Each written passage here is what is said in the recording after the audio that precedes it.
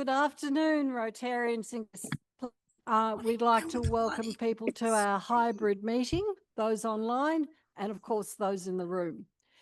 Thanks today will be given by our past President, Robert Fisher, and that will then be followed by the loyal toast from our Vice President and President-elect Carol Bond.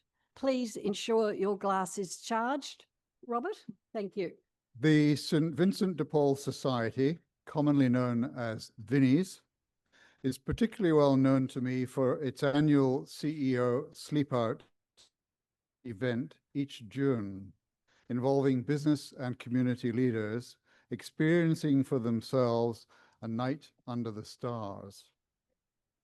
This year, over 1.3 million was raised in Victoria alone. Nationally, it was over 8 million. In Melbourne, we still see too many people going hungry, sleeping rough, or living on the edge. The Vinnies CEO Sleep Out supports those facing homelessness and food insecurity. The Vinnies Soup Vans program delivers over 800,000 meals every year to people in need. But Vinnies do much more. And shortly we will hear from CEO Dr. Jenny Fitzgerald about the wonderful work that they do. As Rotarians, our service above self approach should certainly extend to those who don't have a roof over their heads for whatever reason. So for good food, friendships through Rotary, and the opportunity to serve, we give thanks. Members, visitors, and guests, it is my great pleasure to welcome you to our 13th meeting of this Rotary year and our 5,097th club meeting in our 105-year history.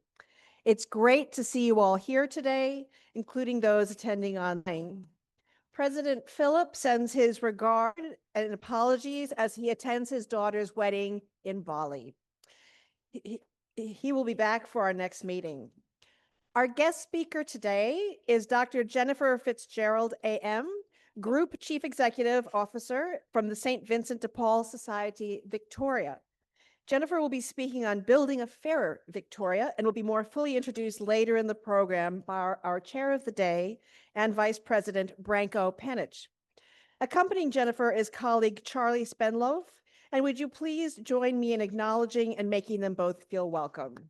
As club guests and hosted by the Community Welfare Committee, we welcome back Tim Halliburton, fundraising manager for major events, the Smith family. With Tim is Smith family scholar Anna Tran. We will be launching our Smith family fundraising today, and we'll hear from Anna and the team shortly. Also here as our guest and for induction today is Pamela Hargreaves. Would you please acknowledge and make them all feel welcome? We have other visiting Rotarians, visitors, and guests of members. I invite you and your host to stand when your name is announced and ask that you please remain standing to enable the club to welcome you in a collective manner. So we will give everybody a clap once everybody's standing. So we have Sarhuda Kulkarni from Rotary Poonbaner, India, and guest Shashir Nargandkar. Okay. Aviv Palti from Passport Melbourne, Maria Hicks from Passport Melbourne, and Natalie Au from Preston and Canberra. We have Angus Scott Walker from Footscray, Jessica Zersh of Bernie McIntosh, Mia Ui, a visitor from 3-6, Nina Mulsine, a visitor from 3-6, Althea Wiratunga, who's another visitor, and we would ask that you'll make them all feel most welcome with us today.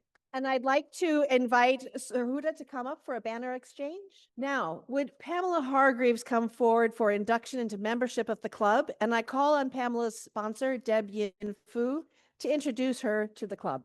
Vice President Carol, it gives me much pleasure to introduce for membership of the club, Pam Hargreaves. Pam will have the classification of Education Consultant. She will be a member of the Central 2 group. I will be her mentor, and she'll be known in the club as Pam.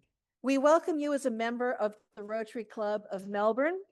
Today, you join an organization of more than 1.1 million members and more than 36,000 clubs in 221 countries, embracing the internationality of Rotary. We believe you to be a leader in your vocation and that you have the personal and professional qualities that will ensure the principles of Rotary are safe in your keeping. As a former member of the Rotary Club of North Camberwell, you are already experienced in the application of the object of Rotary, and with the help of your fellow members, you will, I'm sure, quickly feel comfortable in the companionship and service of our organization. The Rotary badge you will receive shortly, as you well know, is your entry to the thousands of Rotary clubs around the world. And Pam, we welcome you most warmly into continued membership of Rotary. And so with this expectation, I offer you the right hand of fellowship and ask that members rise and join in welcoming you to member in our club.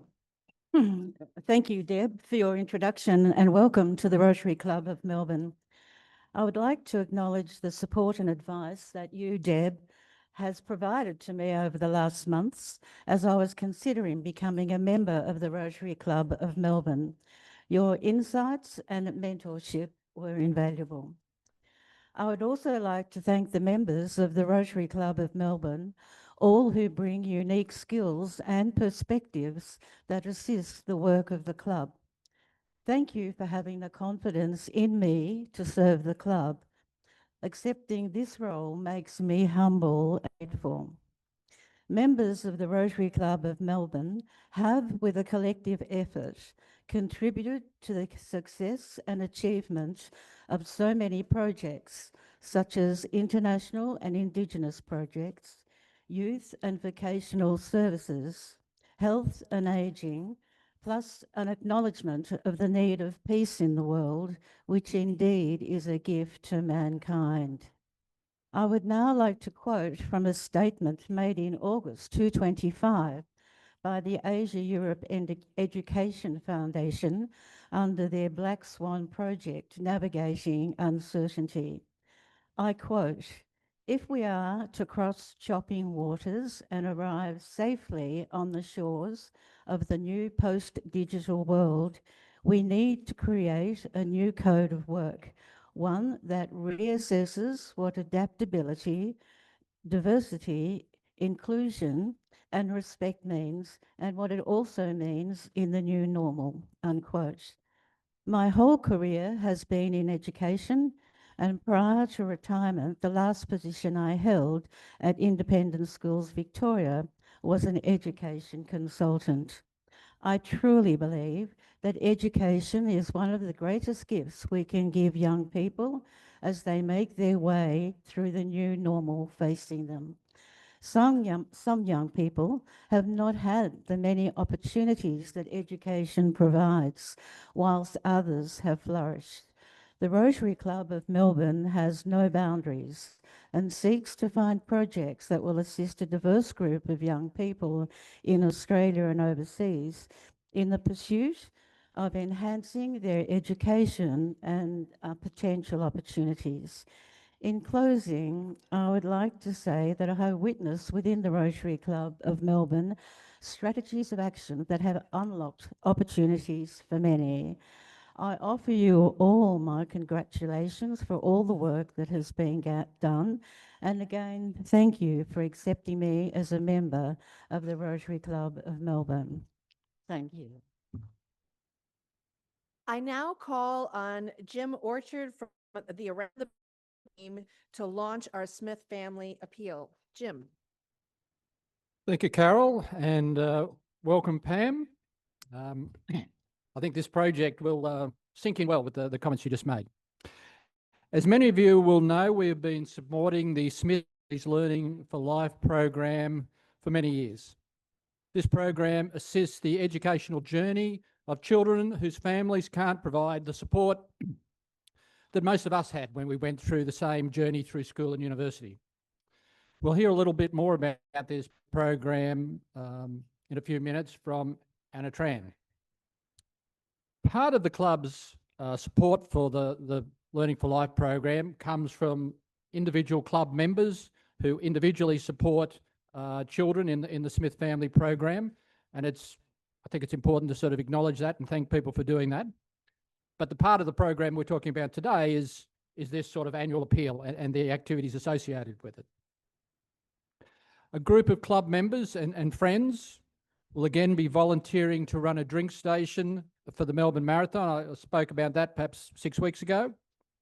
And in fact, we've had a surge of volunteers, so happy days, including a big group from the University of Melbourne. So we're well placed with regard to that. So thank you to everyone who volunteered, and I'll see some of you at Port Ormond in a couple of weeks. We will also be holding our annual bike raffle in a month or so. And thank you to My Ride Collingwood, is the bike shop that provides a prize similar to what we've had in the past, $2,000 bike voucher. So you'll be seeing that in the future. The main focus, or one of the main focuses today, however, is to request sponsors. I'm going to hold up the sponsorship sheet. You will, of course, have seen that in the past, but you've seen it again. And I'll invite Chris Rodd to come up to demo what a bike rider looks like. An elite bike rider, I should note. And Carol, well.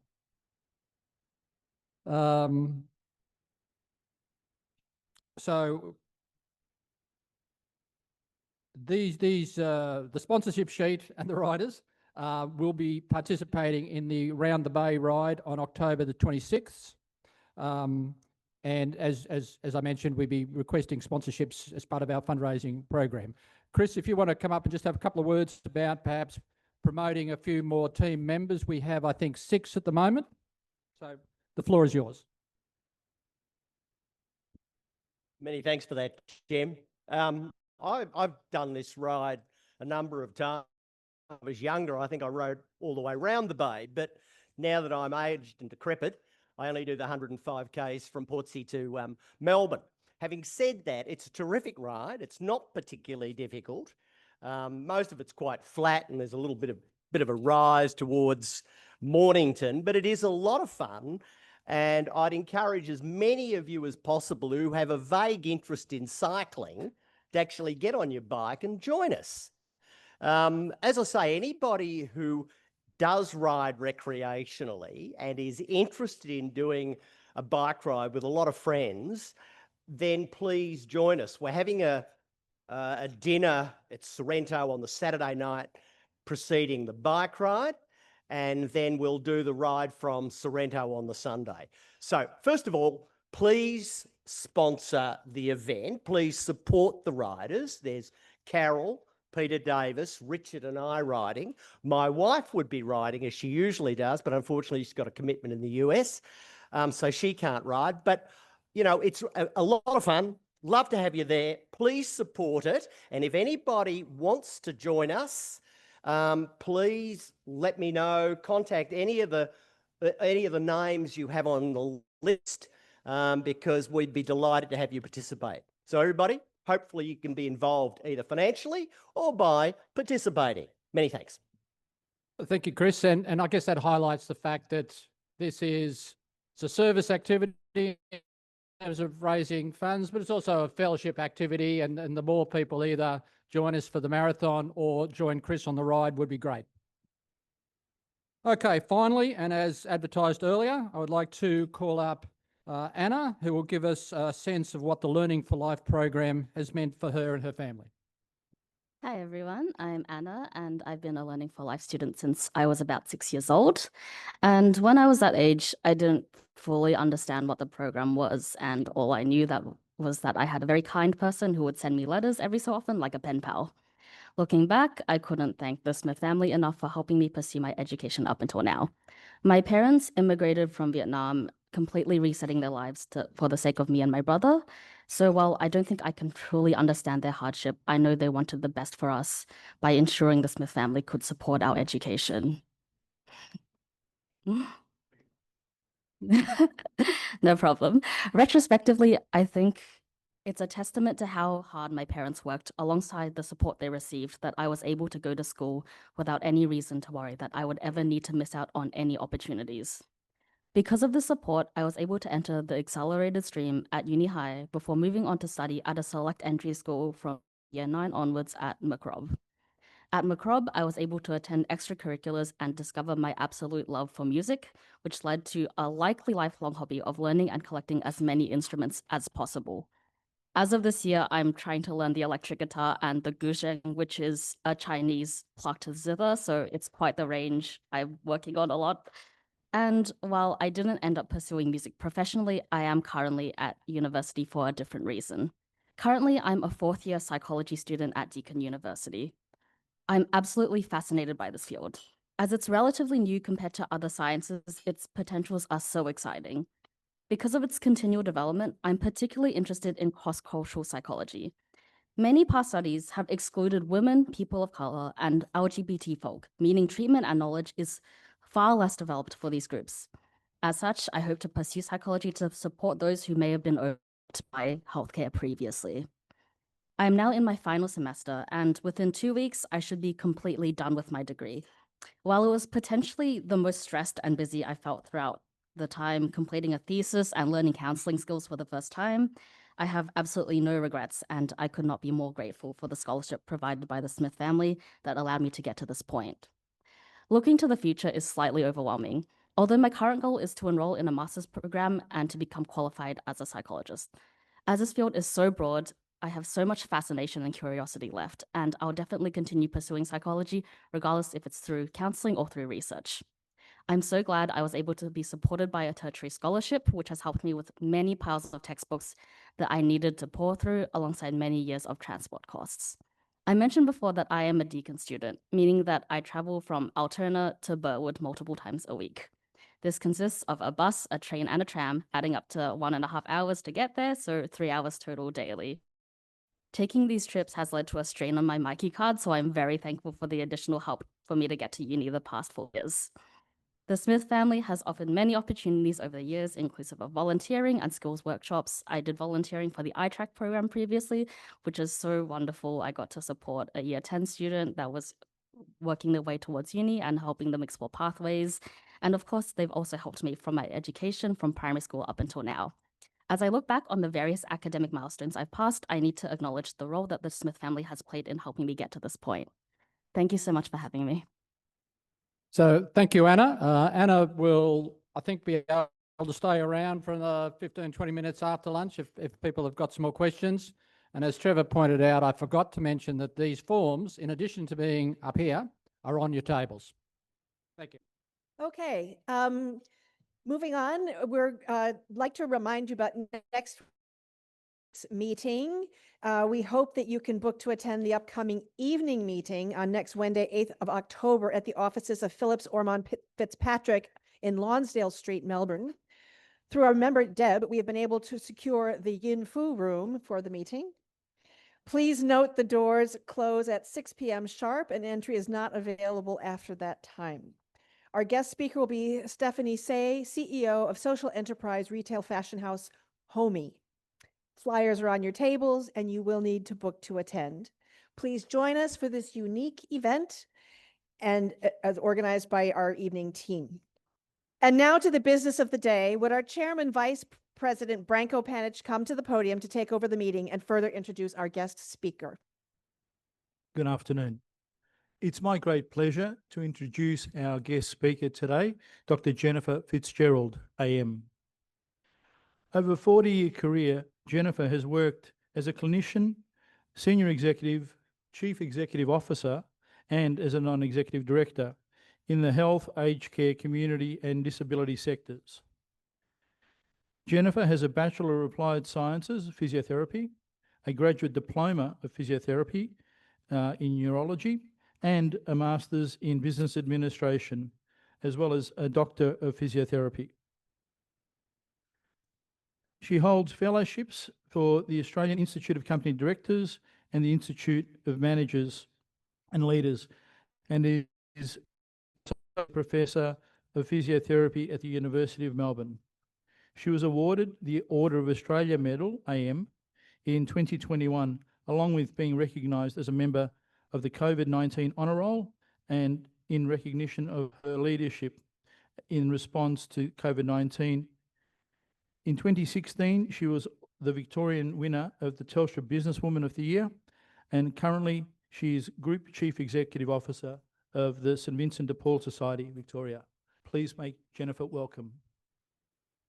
Hello, everyone, and thank you so much for the invitation to be here. I'd like to commence by acknowledging the Wurundjeri people of the Kulin Nation and pay my respects to elders past, present and emerging, and extend that respect to any other Aboriginal or Torres Strait Islander who may be present with us today. So as Branko said, my name's Jenny Fitzgerald. I'm Jennifer if I'm in trouble. So I go by the moniker of Jenny. And I have had the privilege for the past 2 and a little bit years of being the Group Chief Executive Officer for the St Vincent de Paul Society here in Victoria. It's great for me to be here with you today and to acknowledge Rotary's long history of service and involvement in Australian communities. My connection with Rotary runs deep. So my father, Jim White, was a founding member of the Ballarat East Rotary Club, a Paul Harris Fellow and a District Governor. So I feel a real connection to the work you do and to your purpose. And so service above self resonates very strongly with me.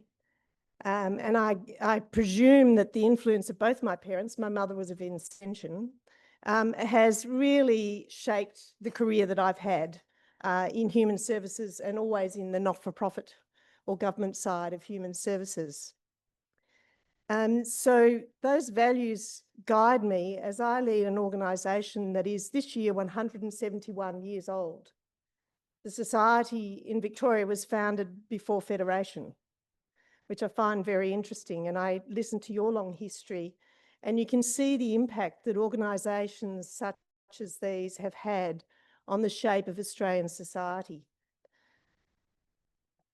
The values that you have of service, fellowship, diversity, integrity and leadership that you share matches very much with the dignity and hand of friendship our 3,000 members, 6,000 volunteers, 750 staff offer to those in need day in, day out, and often during the night. To understand these shared values a little further, let me tell you about our origin story and how it remains deeply relevant in 2025. So the St Vincent de Paul Society was founded in Paris in 1833 when a 20-year-old law student who went on to become the youngest professor of law in history at the Sorbonne University, a man named Frederick Ozanam, began providing practical assistance to people who were struggling. What Frederick Ozanam began was in direct response to the extreme poverty, social upheaval, and exploitative conditions caused by the Industrial Revolution. He was responding to the suffering around him and sowing the seeds for what within 30 years would grow to become a worldwide organisation. Because of Frederick's compassion and determination, St Vincent de Paul Society now reaches millions of people like you every year globally, changing lives in meaningful and lasting ways. His spirit of compassion in action lives in our members, in our employees, and in our volunteers. Every meeting I hold, and Charlie, who's with me today, knows it, I start with, tell me a mission story. Tell me something that you have lived and experienced in working with those we care for this week or today.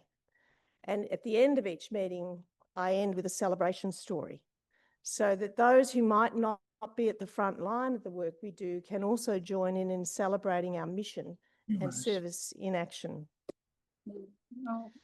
We know that many of the things that Frederick faced then, we're facing today.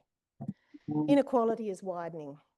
With the cost of living and housing crisis, global instability, and the upheaval that technology is pushing and creating more poverty in the people we work with. While the challenges differ from pandemic aftermath to the rise of AI, the fundamentals remain the same. Actions speak far louder than words, and every person deserves dignity, human rights, and a chance to thrive. At St Vincent de Paul, we lean into the difficult. I always have liked to work with organisations who do the hard stuff, and we definitely do the hard stuff. So we want to be with people at what can be the most difficult day or time in their lives, supporting them with wraparound support and care. As you can see on the slide behind me, a crucial factor in our circle of support are our members who work through conferences and do what we call special works. They're the grassroots, the beating heart, the on-ground connection with people in need who, like Rotary members, meet people where they are. This could be in the line for our soup vans, in their homes, and even on the streets, providing rough sleeper packs and support to those with no home of their own. It's the work of our members combined with the expertise of Vincent Care social workers and Vincent Care community housing that both manage rental properties and build new housing. By the time, I think by the end of 2028, we will have built 700 new social and affordable housing, homes for people who are currently on the wait list for housing or who are homeless. I want to describe a little bit of how these pathways work together to interconnect to change lives. First, through immediate crisis support. Our crisis support includes food through our soup vans. I hope you've seen our soup vans around town, especially here on our drop-offs, and our pantry vans.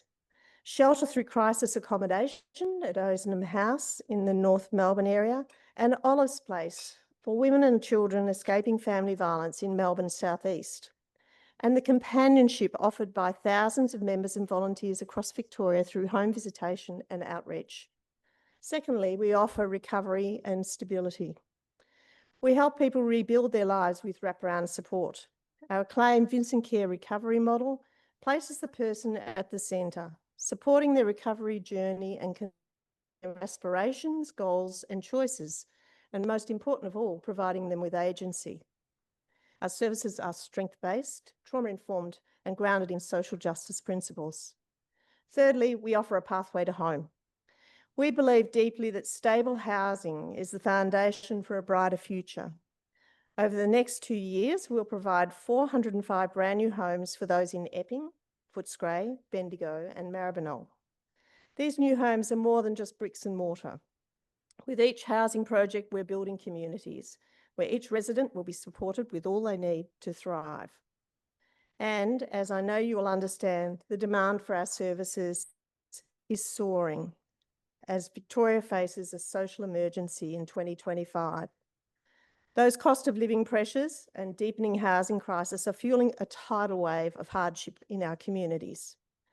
Challenges that are complex, fast-moving and deeply interconnected. Financial stress, family violence, mental health struggles and homelessness are no longer isolated issues. They overlap, they compound, and they push people to the edge. The statistics tell a sobering story. In the last 12 months, the demand for our Vinnie soup van service has risen dramatically. Demand has increased 65% in Melton, 50% in Berwick, and 35% across southeast Melbourne. 9 out of every 10 calls to our call centre are for people seeking food, the absolute basics. In the last 5 years, homelessness in Victoria has increased by 24%. There are 30,000 high priority Victorians in urgent need of housing. The total waiting list for housing is 67,000. They are waiting for years for a place to call their home. This is our backyard, our neighbours, our family and our friends. The St Vincent Paul Society is uniquely placed to respond to this tide of need. Our members and volunteers are part of the very communities we serve, like you. We see the struggle up close and stay closely connected to the problems real people face. When I speak to our members, volunteers and staff on the front line of this crisis, they tell me that a lot has changed over the last few years. Once the people who visited our soup vans were on no or very low incomes, but the lines have become longer and the people who are in those lines has changed. Today, people from all walks of life in our city and state are having to line up for food. The cost of living crisis is making it harder for more people to get by. We are seeing working people, older women, students, and families with young children lining up for food. I'd like to tell you about Bianca, and we have changed her name to protect her privacy. Recently, Michelle, our senior financial counsellor in Shepparton, met Bianca, who came to see Michelle facing one of the darkest periods of her life. Bianca had found the strength to leave a very violent marriage with her teenage daughter, and they fled with almost nothing. They were temporarily staying with Bianca's mother in her spare room. Bianca was facing bankruptcy, with creditors chasing her for debts incurred from a business she and her husband had run, where he had forced her to make personal guarantees for those debts. Her only income was Centrelink JobSeeker, which was $816 per fortnight. Michelle, our senior financial counsellor, worked closely with Bianca to find a way through that situation. She negotiated with creditors who Bianca felt were actively chasing her. She had fear of being chased. And she was able to waive $16,000 of debt. She also stopped creditors pursuing her for $17,000 debt in her and her husband's name. Crucially, Michelle's support meant Bianca avoided bankruptcy. Michelle enabled Bianca to find a way forward with what felt like an overwhelming situation. She can now move on with her life and seek to get housing for her and her daughter, and we're helping her to do so. Family violence isn't just physical. Financial abuse can inhibit someone's ability to leave and make it incredibly hard for them. The hub in Shepparton supports 230 women every year like Bianca. That's just one of our hubs, just to give you a sense of the scale of need.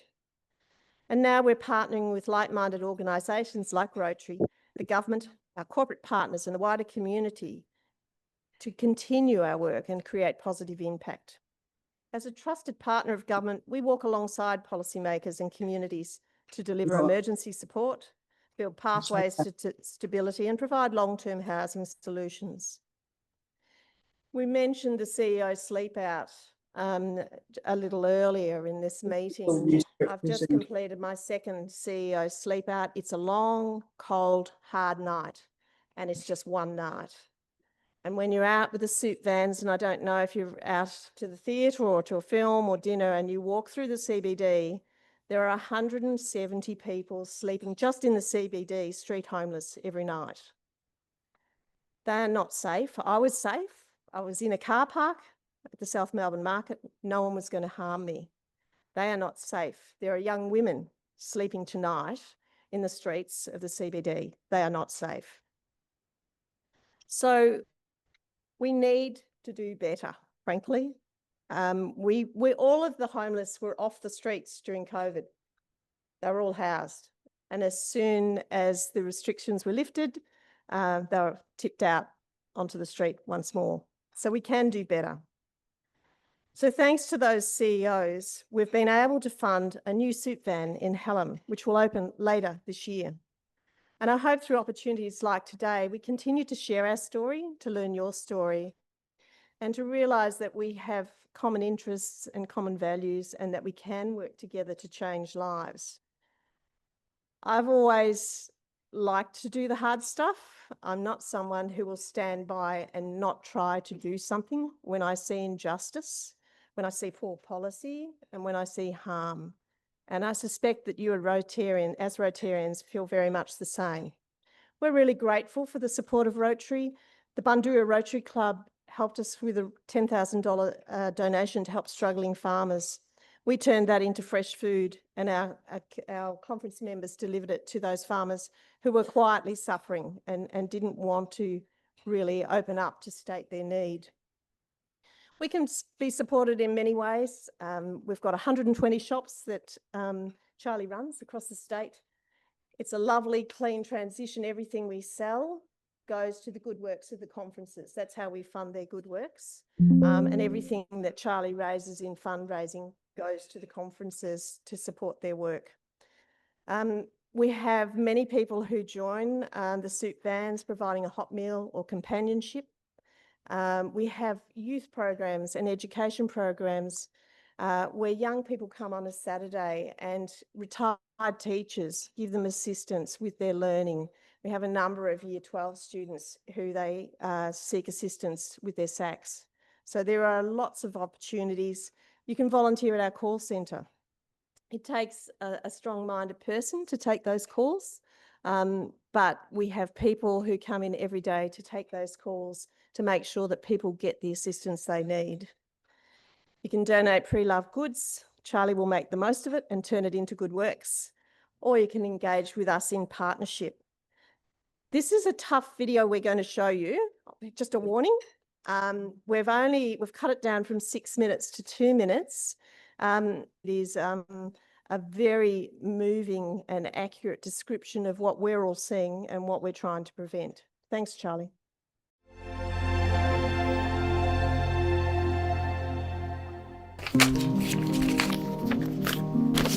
Dear Vinnies. Dear Vinnies. Dear Vinnies. Dear Vinnies, I had to write to let you know what a difference you've made to the lives of myself and 2 children. We had to leave our old house in a hurry when my ex-partner became threatening and we were fearing for our lives. We had absolutely nothing. We'd been sleeping on towels on the wooden floor until your volunteers dropped off beds. That was the first night my youngest slept through the night ever.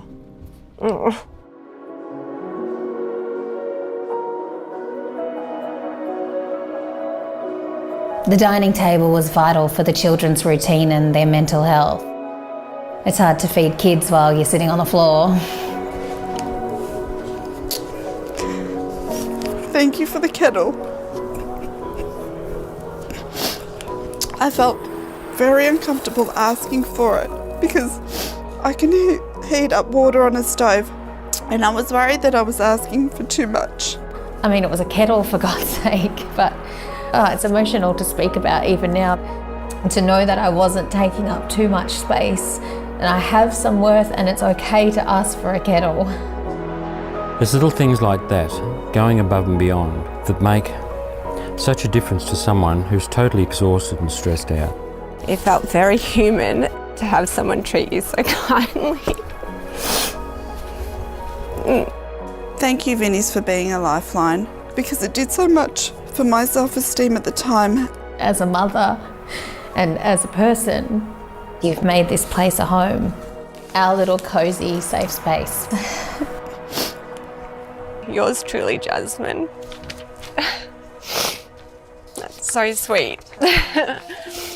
I just volunteer here, you know, like kind of like a small thing could be really helping out. And just thinking about, you know, a kettle sleeping on the floor as well. That's very, very sad. It's so relatable as a woman and a mum, just imagining what this woman went through. Yeah.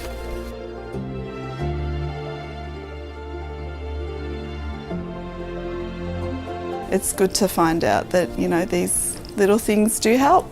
It's not an isolated case. She's one of thousands that have to start again, and that's our job, to help people through these times. So it's great to know that we have a committed team of people willing to do anything and everything, basically, just to help others in need. I feel really blessed to be part of that team. Everything that we do, it's just, yeah, with purpose, yeah.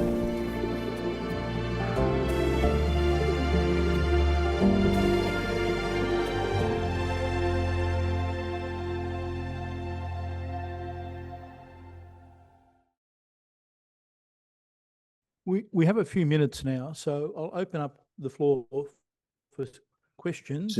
I think we've got a roving mic. Marg, you've got the mic. You may as well start with the first question, I think. I might even be very selfish and have the first question. Jennifer, first of all, I really am aware of the work of St V's. I live in North Melbourne and we have people sleeping in cars all over North Melbourne every night. I'm also aware of St V's amazing work on energy and reducing bills for people and trying to do work that Gavin Duffy's been working on for years. but I'm wondering if you can tell us about another program, which is River Nile, which the club is interested in. Thanks, Branko. As Branko said in my introduction, I have a few roles. And one of them is as the chair of the board of the River Nile School in Capel Street, North Melbourne. This is a specialist registered school for women and young girls who are asylum seekers and refugees. They are unaccompanied, so they have been in refugee camps. Many have experienced horrific trauma, and I won't go into the details of that, but horrific trauma. And so the River Nile School, the name came because a number of the students came from the areas around the Blue and White Nile. And in Islam, water is life. And so it was a group of Somalian students who said, well, the River Nile gives us life. And so that's the origin of the school. It's an interesting school because there is an equal balance on the educational program, but also a health and wellbeing program. So there are equal numbers of staff doing both. So every girl is individually case managed. A lot of them have significant issues that they're dealing with personally, financially, culturally. And so that school was shortlisted as internationally as one of the 10 schools in the world for addressing those types of complex needs. So it's a great place to work. My commitment to them is that I'm going to build them their forever home. At the moment, we're renting 2 floors in a union office in Capel Street. So I've committed to them that before I go off into the sunset, I'll make sure that they have their forever home. Jenny, good afternoon. Thank you for your presence, and thank you for your voice and for advocating for so many women and men and children who are really unseen largely in our society. My question to you is, where do you find your tenacity, your foresight, and your resilience to take on government, to request funds from business, to really advocate for a lot of people who deserve the advocacy, and to give them a hand up, not just a hand out? The short-term handout is great, but the hand up to change their lives. Where do you find that inner strength and the ability to network as you do and bring so much good? Thank you. Thank you for the question. I think at the beginning I referenced my upbringing. It's clear that I am a reflection of the values of my parents and family. I am driven by human rights. I always have been, whether I worked in hospitals. So I worked as an executive at St Vincent's Hospital and ran the emergency department, all of the prisoner health programs, chaired their ethics committee, whether it's working as the CEO of Scope, taking the organisation through the NDIS, and ensuring that the rights of people with a disability were heard and respected. Now I've thrown myself into new areas of drug and alcohol, family violence, financial counselling, and also homelessness. I've never run 120 retail stores before. It's new for me. I've never run a community housing program building multi-storey towers before. But what I wanted to do with this job at the end of a 43-year career was give back, frankly. I just wanted to give back everything I'd learned and to help people to address what I see as injustice. And I'm very comfortable to take on governments of all levels and colours and brands if we're going to talk about justice. I currently chair the Department of Justice and Community Safety Human Research Ethics Committee. So anything to do with prisoners, people on remand, people out on bail, anything to do with the coronial data set has to come through that committee. Again, it's about doing justice. So I think that's what drives me. And the passion hasn't died yet, so I'll keep on going a little longer. Yeah, that's a really good question. Most of it we generate ourselves. Through the retail stores and our fundraising, we generate this year it'll probably be about $70 million. So we generate that ourselves. That supports all of the work of the society, all those conference members. It supports the corporate office. And then we have 2 registered arms. So Vincent Care Victoria, you might have heard of it, and Osnum House and the work it does is funded by the state government. It has a big reputation and it's surprisingly small in funding. It's about $34 million. And then we have the work that we do as a community housing provider, and that is funded through state and federal grants for the work that we do. So overall, the organisation is around 135 million. It's interesting to me because I grew scope from 89 million to 550 million. And I look at the work that the society does and the reputation and reach it has, and it is quite remarkable, I find, the work that it's doing when essentially it generates its own revenue to do that work. Well, thank you, Jenny. Really appreciate your enlightening presentation and helping us understand a bit more about the challenges Vinnie's faces, as well as the wonderful work your organisation's doing. And for the benefit of members, I'd like to just share the fact that we're looking at other opportunities to extend the relationship between our organisations and work more closely together. As you can see from some of those slides, they could have had Rotary as a heading on them in terms of the structure and the focus and so forth. Just one example, I know John's been doing some great work with Ryman, and we're starting to think about how could we leverage the relationship between Ryman and the warehouse we have with donated goods and so forth, and new housing coming online and so forth. So there's, I think, lots of exciting opportunities ahead of us to continue working together. So thanks again. Please join me in thanking Jennifer. And I'd like to present just a small token of our appreciation. Cheap socks.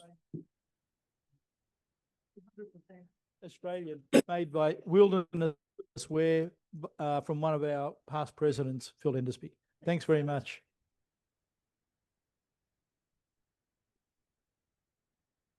Finally, I'd like to thank our visitors and guests for attending today, including our Smith family guests.